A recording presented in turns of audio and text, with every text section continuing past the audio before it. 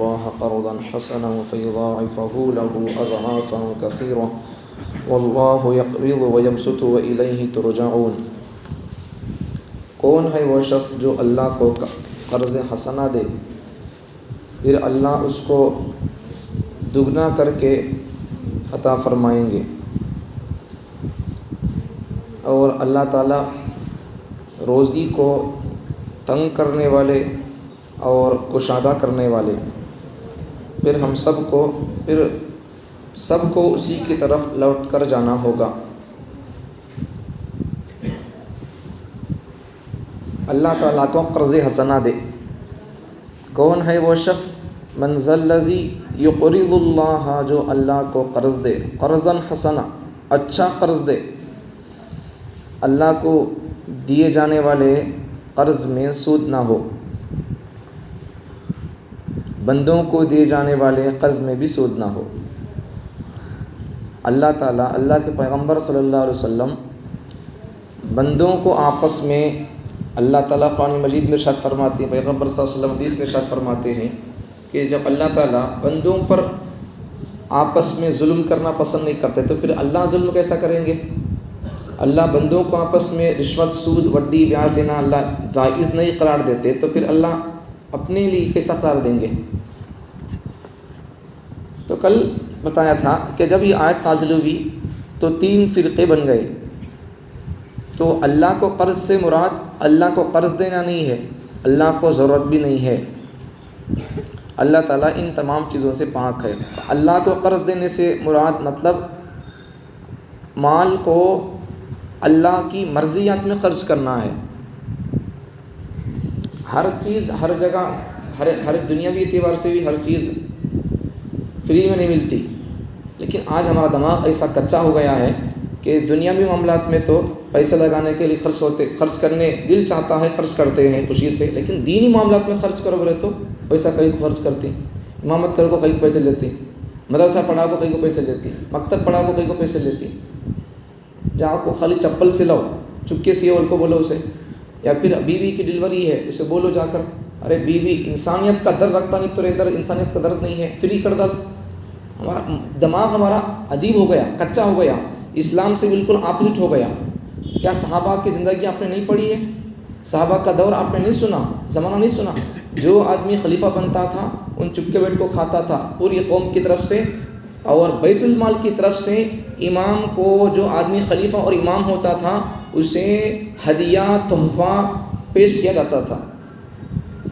زندگی ہمارے پاس صحابہ کی نہیں ہے، پڑھے نہیں، ہمارے کو ضرورت نہیں سب چیزیں، اس لیے آج کے اماموں پر اعتراض کرتے رہتے ہیں، آج کے خطبہ پر یا پھر آج کے مکتب میں پڑھانے والے حضرتوں پر کئی کو تنخواہ لیتی ہیں، فیس دے سکتے کیا؟ اسکول میں بولنا تھا وہ بات، ہم تو دینی تعلیم پڑھا رہے نہیں۔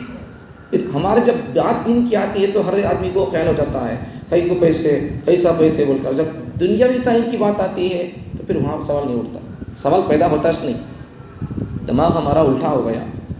سوال پیاری بات، تو اگر ہمارا دماغ بھی ویسا ہو جیسا صحابہ کا دماغ تھا تو پھر کیا ہوگا حال؟ کیا ہوگا؟ کچھ بھی نہیں ہوگا، کچھ بھی نہیں ہوگا۔ قوم کی سرپرستی اگر علماء کریں گے، مسجدوں کا اور معاشرے کا سدھار کا انتظام اور اہتمام اگر علماء سے کی جائے تو پھر بہت جلد امت میں، قوم میں انقلاب آ سکتا ہے۔ وہ قوم کے اندر انقلابی ترجیحات کیا ہیں، قوم کے اندر بیداری پیدا کرنے کے لیے کیا کر سکتے ہیں، اس دور کے اندر کیا کرنا چاہیے، خواتین کے اندر کیسا کام کریں، نوجوانوں میں کیسا کام کریں، بچوں میں کیسا کام کریں، یہ سب ترتیب ہمارے پاس رہتی ہے۔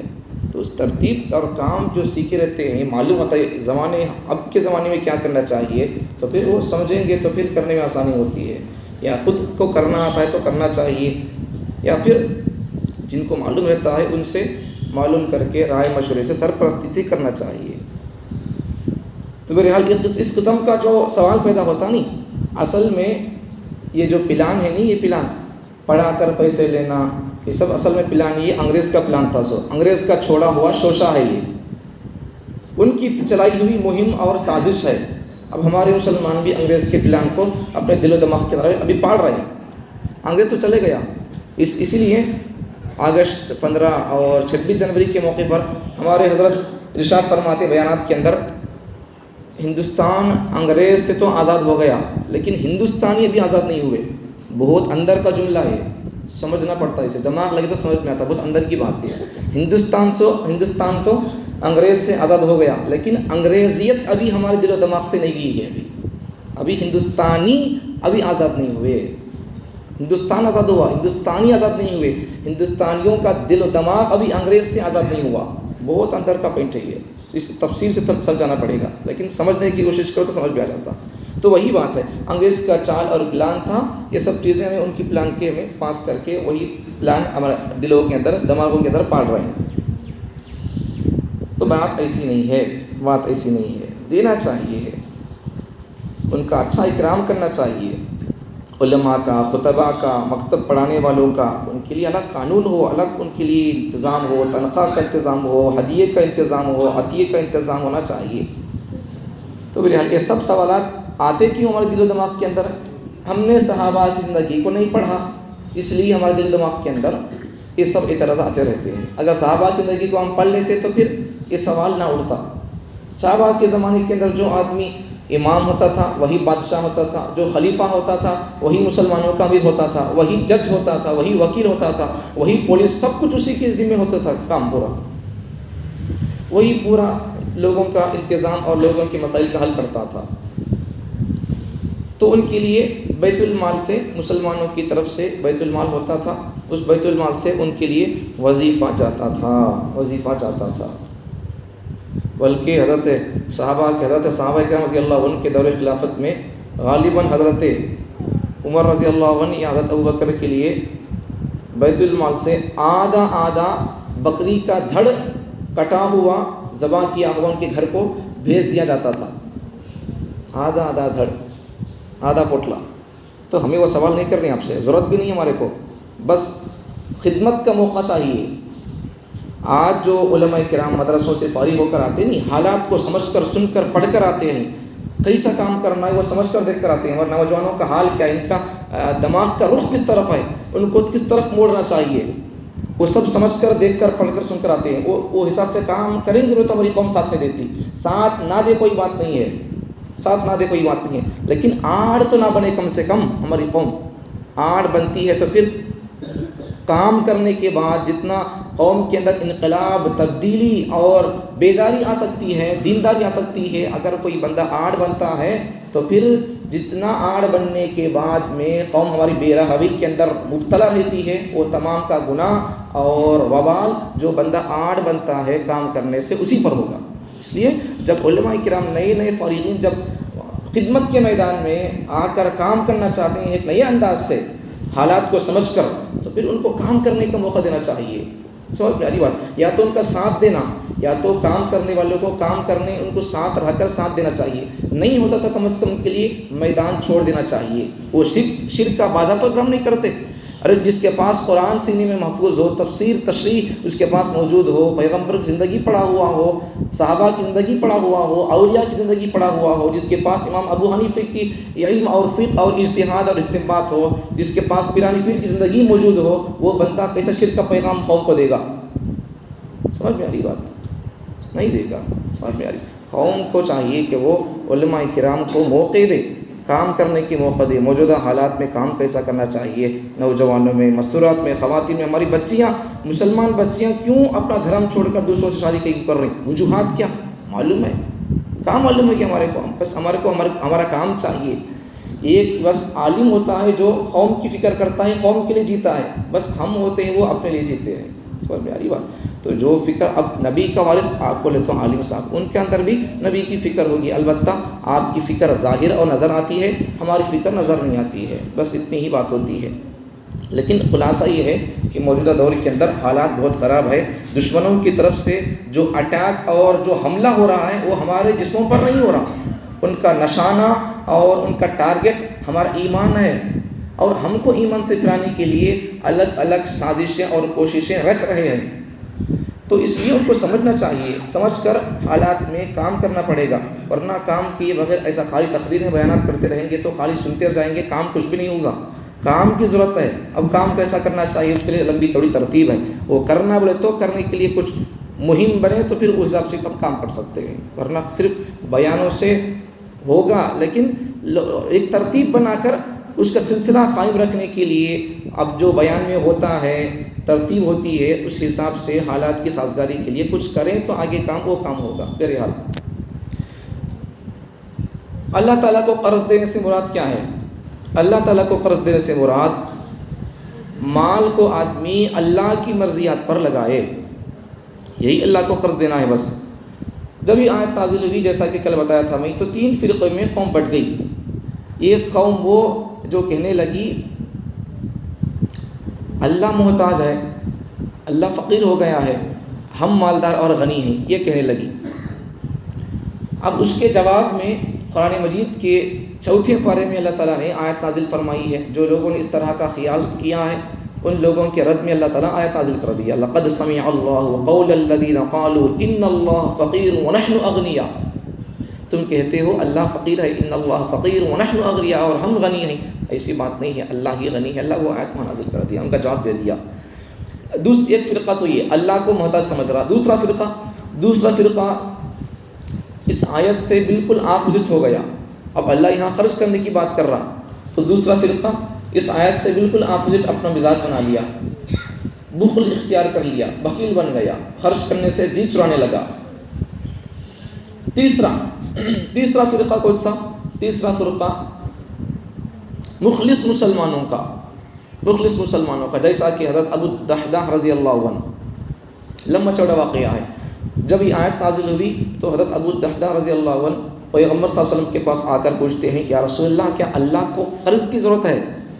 تو پیغمبر صلی اللہ علیہ وسلم ارشاد فرماتے ہیں، ہاں اللہ کو قرض کی ضرورت ہے۔ مطلب قرض سے مراد تم اللہ کو، اللہ کی راہ میں تم خرچ کرو گے، اللہ کی مرضیات میں تم اگر خرچ کرو گے، اللہ اس کے بدلے میں تمہارے لیے جنت میں اللہ محل بنائیں گے، پیغمبر صلی اللہ علیہ وسلم نے ارشاد فرمایا ہے۔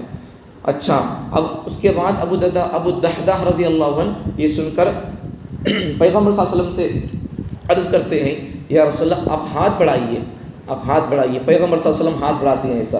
ابو الدحداح رضی اللہ عنہ عرض کرتے ہیں، یا رسول اللہ میرے 2 باغیچے ہیں، اور وہ 2 باغیچوں کے علاوہ میرے پاس کوئی اور چیز نہیں ہے، میں صرف 2 باغیچوں کا مالک ہوں۔ یہ 2 باغیچے میں آپ کو اللہ کے مرضیات میں خرچ کرنے کے لیے آپ کو وقف کر دیتا ہوں، آپ اسے جہاں چاہیں خرچ کریں۔ تو پیغمبر صلی اللہ علیہ وسلم ارشاد فرماتے ہیں، نکو، ایسا نکو، تمہیں 2 باغیچے تمہارے پاس ہے، تمہیں پورے 2 باغیچے دے دیے تو پھر تمہارے لیے کیا ہوگا، تمہاری گزارے کا کیا ہوگا؟ تو پیغمبر صلی اللہ علیہ وسلم نے ارشاد فرمایا، دیکھو ایک باغیچہ تم اپنے اخراجات کے لیے اور اپنے دوست و احباب اور اپنے عیش اقارب اور رشتہ داروں میں خرچ کرنے کے لیے رکھو، اور ایک باغیچہ تم اللہ کی راہ میں خرچ کرو، اللہ کی مرضیات میں خرچ کرنے کے لیے۔ تو حضرت ابو الدحداح رضی اللہ عنہ فرماتے ہیں، یا رسول اللہ یہ 2 باغیچوں میں سے میں، آپ فرماتے ہیں ایک باغ تمہیں رکھ لو، ایک باغ اللہ کی مرضیات میں خرچ کرنے کے لیے وقف کر دو، تو میں جو باغیچہ میرا کھجوروں کا عمدہ ہے، اچھا ہے، جس میں 600 درخت ہیں کھجور کے، وہ میں اللہ کی مرضیات میں خرچ کرنے کے لیے وقف کرتا ہوں۔ تو یہاں سے سمجھ میں آنے والی بات، ایک بات تو یہ کہ دین کے معاملات کو سمجھنا ہے، تو دین میں اللہ تعالیٰ نے جو حکم دیا وہ تو طبیعت کے فطرت کے مطابق ہے۔ اللہ نے خرچ کرو بول کر بول دیے، تو بھی حق تو یہ تھا کہ اللہ پورا اٹھا کر کیا کیا کمائی کے سب بھی یہاں لا کر رکھ ڈالنا، دیکھو بول کر اللہ بولنا تھا۔ اللہ نے کیا کیا، جتنی تمہاری وسعت اور طاقت ہے اللہ اتنا خرچ کرنے کا اللہ بیان فرماتے ہیں، پیغمبر صلی اللہ علیہ وسلم ارشاد فرماتے ہیں۔ زکوٰۃ کے معاملے میں بھی 2.5% ہے، اس کے علاوہ صدقات وغیرہ اپنے جتنا ہو سکے وہ اتنا خرچ کرنا ہے، اس کے علاوہ پورا اٹھا کر لکھ کو دے ڈالو مسجد کو، میرا گھر پورا، میری آستی پراپرٹی پوری لکھ کو دے ڈالو مدرسوں کو، ایسا نہیں ہوگا۔ اپنے بیوی بچوں کے لیے بھی کچھ چھوڑنا ہوگا۔ اب کچھ نہیں ہے بول کر اب اس کی زندگی پوری ہوگی بول کر بیوی بچے پورے اس کے ناراض ہے اور اسے اس کی بات نہیں سنتے، نافرمان بن گئے بول کر، انہوں مرندے بول کر میرے مرنے کے بعد پورا آستی لکھ کو دے ڈالتے بولے تو ایسا نہیں ہوگا، ایسا نہیں کر سکتے۔ ان کے لیے بھی کچھ نہ کچھ چھوڑ کر جانا پڑے گا۔ وصیت کے احکام میں وہ سب باتیں آ گئی تھی۔ تو یہاں سے سمجھ میں آنے والی پہلی بات اس واقعے سے کہ پیغمبر صلی اللہ علیہ وسلم نے اور دین شریعت میں بھی اپنے لیے بھی رکھو کچھ نہ کچھ، اور اللہ کے لیے دین کے لیے بھی کچھ خرچ کرنے کا دل میں جذبہ رکھو، یہ بیان فرمانا چاہتے ہیں۔ پورا اٹھا کر دے رکھو، ایسا جیسا صحابی بولنے لگے دو بھی اللہ کے راستے میں خرچ کر ڈالتا ہوں. پیغمبر نے کیا فرمایا؟ نکو، ایسا نکو. ایک باغیچہ تم اپنے لیے، اپنے دوستوں کے لیے، اپنے خاندان کے لیے خرچ کرنے پر رکھو، اور ایک اللہ کے راستے میں خرچ کرنے کے لیے دے دو.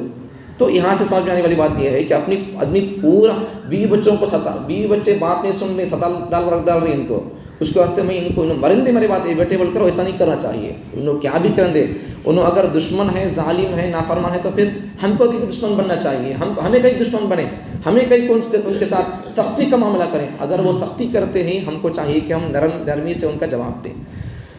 تو پھر ایک سبق تو اس واقعے سے کہ آدمی اللہ کے راستے میں پورا لکھ کر نہ دے، کچھ اپنے لیے رکھے، کچھ اپنے بھی بچوں کے لیے رکھے، اس کے علاوہ اللہ کے راستے میں کچھ نہ کچھ دینے کی کوشش کرے. دوسری بات اس واقعے سے سمجھنے والی کہ آگے جب یہ صحابی اچھا دوسرا سبق کیا کہ اب اللہ کے راستے کے لیے انہوں نے عمدہ مال خرچ کرنے کا سوچا. میرے باغیچوں میں سے 2 باغیچوں میں سے جس باغیچے میں 600 درخت ہے کھجور کے، وہ اچھا ہے، عمدہ ہے، وہ اللہ کے راستے میں دیتا ہوں بول کر انہوں عمدہ دیے. اب ہمیں کیا کرتے بولو؟ مدرسوں کو دو، کسی کو کیا تو دو بولے تو عام طور پر شادی میں وغیرہ ولیموں میں کھانا پکتا ہے، بچ گیا تو کیا کرتے؟ کھانا بچ گیا کیا لے کے چلو مدرسے کو، بچے کھا لیں گے. اس میں ایک بھی ٹکڑا نہیں رہتا، پورا کھایا سو بچے سو لے جا کر مدرسے کو دے بول کر یہ ہمارا سوچ ہے. یہ ہماری، جبکہ ان کے سینے میں کلام ہے، انہوں پڑھ رہے سو کتاب کلام ہے، انہوں بیٹھے سو جگہ مسجد مقدس ہے. پھر بھی ہمیں کیا کرتے؟ مقدس لوگوں کو، پاکیزہ لوگوں کو غلیظ لے جا کر دے رہی ہمیں، پورا کھا کر بچا سو سڑ گیا سو رکھ کر دیتے. اب ایک عقل سے سوچو، اب یہ بچا سو کھانا ہمیں اس میں ایک بھی ٹکڑا نہیں ہے، ویسا ہمارے داماد کو دے کر بھیجتے ہمیں. اب ہمارے داماد کے بابا ان کو دے کر بھیجتے، پھر وہاں دے کر نہیں بھیجتے، وہاں ان کے ہائفے کے حساب سے نہیں ہے. تو پھر نبی کے وارثین ہے، نبی کے مہمان ہے، ان کے لیے دینے کے لیے جی ایسا چاہتا ہے. ہمارے پاس دین کی اہمیت نہیں ہے. سمجھ میں آ رہی بات؟ تو عمدہ اللہ کے راستے میں عمدہ چیز خرچ کرنے کا مزاج نہیں آیا ہے. تو اللہ کے راستے میں اور جہاں اللہ کی مرضیات میں خرچ کرنے کی بات آتی ہے، وہاں اپنے اوپر خرچ کرنے سے بھی زیادہ اچھی چیز کون سی ہو سکتی ہے وہ خرچ کرنے کی کوشش کریں. 2 سبق معلوم ہو گئے واقعے سے. اور آگے واقعہ سنو. اب وہ صحابی جا کر اپنے گھر کو جا کر بیوی کو اطلاع کرتے ہیں کہ دیکھو میں ہمارے 2 باغیچوں میں سے جب یہ آیت نازل ہوئی ہے اللہ کو کون قرض دے گا، من ذا الذی یقرض اللہ، تو میں یہ آیت سن کر پیغمبر صلی اللہ علیہ وسلم کو ہمارے باغیچے 2 وقف کرنے کے لیے کہہ دیا تھا. پیغمبر صلی اللہ علیہ وسلم ایک تمہیں رکھ لو، ایک مجھے دے دو اللہ کے راستے میں خرچ کرنے کے لیے بول کر یہ ارشاد فرمائے. تو میں ایک دے کر آ گیا ہوں. جب یہ واقعہ یہ پورا سناتے ہیں، بیوی کو اطلاع کرتے ہیں، تو بیوی کہتی ہے خوش ہو کر کہ تم نے بہت اچھا سودا کیا. تو یہاں سے سمجھ میں آنے والی بات اور سبق ہمارے لیے کہ کوئی اچھا پیغام ملا، کوئی اچھی بات ملی بیان میں، عورتوں کے لیے کوئی اچھا پیغام ملا تو پھر کیا کرو؟ یہاں سن لیے تو یہاں ختم کر کو جاؤ نہ کو، وہاں بھی ان کو جا کر سناؤ. سمجھ میں آ رہی واقعے سے؟ جب انہوں سنے تو کیا ہوا؟ جا کر بیوی کو سنائے. تو پھر یہاں اگر کوئی پیغام مل رہا جمعے سے، بیان سے، تفسیر سے، درس قرآن سے، تو پھر وہ پیغام جا کر گھر میں سناؤ. تو پھر بیوی سن کر کیا ہوئی؟ اب بیوی کے لیے پیغام یہ ہے کہ بیوی اب مرد اچھا کام کرے تو پھر اب تک مرد داڑھی رکھتا نہیں تھا، اب بیان میں سن لیا فائدہ کیا ہے اس کا، سائنسی فائدہ کیا، جسمانی فائدہ کیا، اخروی فائدہ کیا، دینی فائدہ کیا، سمجھ میں آ گیا. اب مرد داڑھی چھوڑنے کا ارادہ کر لیا تو پھر بیوی کو چاہیے کہ پھر بیوی اسے مبارکبادی پیش کرے، اسے خوشخبری دے، بہت اچھا کریں تمہیں. ان کی بیوی حضرت ابو درداء رضی اللہ عنہ کی بیوی نے کیا کہا؟ بہت اچھا تم نے سودا کیا ہے. تو یہ دینداری ہوگی تو سب چیزیں ہوں گی. تو پھر اس کے بعد اور آگے کیا ہوا؟ بعض کتابوں میں لکھا ہوا ہے کہ ابھی جب حضرت ابو درداء رضی اللہ عنہ کی بیوی جب یہ سنے اللہ کے لیے ہمارے شوہر یہ باغیچہ وقف کر کے آئے ہیں، تو انہوں جس باغیچے میں کام کرتے تھے، بیوی بچے کھیلتے تھے، تو ان کے بچے ابھی کھجور کھاتے تھے باغیچے میں. تو بیوی سنی تو بیوی جو معلوم ہوا تو بیوی بچوں کے منہ میں سے کھجور نکال کر پھینک دی. یہ باغیچہ ہمارا نہیں ہے، اللہ کے نام پر وقف ہو گیا ہے. دیکھو کتنی محبت ہے ان کی بیویوں کے اندر، بچوں کے اندر. بیویوں کے بچوں کے منہ میں کہ کھجور بیوی جا کر نکال کر پھینک کر وہاں سے خالی کر کے آ جاتی ہے. یہ اب ہمارا نہیں ہے، اللہ کے لیے وقف ہو گیا ہے. کتنی محبت رہنا ویسا کرنا بولے تو بہت پیاری بات. اس طرح لمبا چھوڑا واقعہ ہے. اس کے بعد پھر پیغمبر صلی اللہ علیہ وسلم آگے ارشاد فرماتے ہیں کہ ابو درداء تمہیں جیسا اللہ کے نام پر تمہارا باغیچہ 600 درختوں کا، کھجور کے درختوں کا اللہ کے لیے وقف کر دیے ہو، تمہارے لیے جنت میں کھجوروں سے لبریز درخت اور عمدہ محلات اللہ تمہارے لیے تیار کر دیا ہے. تم نے کتنا اچھا سودا کر دیا. پیغمبر صلی اللہ علیہ وسلم نے حدیث میں یہ ارشاد فرمائی ہے. بہرحال یہ لمبا چھوٹا قصہ ہے، تو ہمارے لیے میسج اور پیغام ہے کہ ہم بھی اپنے مال میں سے نیک جگہوں پر خرچ کرنے کے لیے کچھ نہ کچھ حصہ ہمیں اٹھا کر رکھنا چاہیے. جب اٹھا کر رکھیں گے، دیں گے، تو پھر کیا ہوگا؟ یہ اللہ کے جگہوں پر نیک جگہوں پر خرچ کرنا یہ اللہ کو قرض دے سر کا ہے. اب اللہ کو ہمیں قرض دیں گے نیک جگہوں پر لگائیں تو پھر کیا ہوگا؟ فَيُضَاعِفَهُ لَهُ أَضْعَافًا كَثِيرًا. اللہ تعالیٰ اس کے لیے اللہ تعالیٰ بہت بڑا کر اللہ تعالیٰ بڑا چڑھا کر دگنا تگنا کر کے اللہ تعالیٰ اسے ہم کو ثواب دیں گے. وہ ثواب یا تو اللہ تعالیٰ دنیا میں دیں گے یا پھر اللہ تعالیٰ وہ خرچ کیے سو ثواب اللہ تعالیٰ مرنے کے بعد ہم کو بڑا کر کے عطا کریں گے.